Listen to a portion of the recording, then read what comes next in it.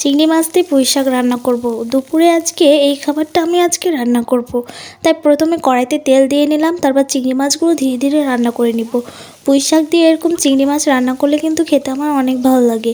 আজকে পুঁই শাকে ছিল তাও কচুমুখী, সাথে আলুও দিয়েছিলাম। সব একসাথে সবজিগুলো রান্না করব।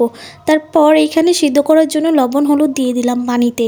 একে একে সব কচুমুখী, আলু আর পুঁইয়ের ডাঁটাগুলো দিয়ে দিব। সুন্দর করে এগুলো সব একসাথে সিদ্ধ করে নিব। এটা যখন সিদ্ধ হয়ে যাবে তারপর ওই যে চিংড়ি মাছগুলো আমি ভেজে রেখেছিলাম ওইটা দিয়ে দেবো। এরকম সিম্পল খাবারগুলো আমার অনেক ভালো লাগে খেতে। আর দুপুরে যদি এরকম খাবার হয় অনেক মজা লাগে। এরকম যদি সাধারণ সবজিও হয় তাও ভালো লাগে। তারপর এদিকে পাঁচফোড়নের জন্য সব পেঁয়াজ কুচি, রসুন কুচিগুলোকে কেটে নিয়েছি।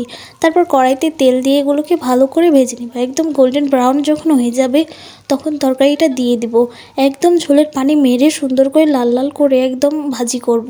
দেখো কত সুন্দর হয়েছে, আর কচুমুখিগুলো দাওয়াতে অনেক ভালো লাগছিল। তারপরে এইদিকে আমার রান্নাটা কমপ্লিট। তারপর দুপুরে খাবারটা খেয়ে নিলাম। এটা ছিল আমার আজকের খাবার। কেমন লাগলো তোমরা সবাইকে?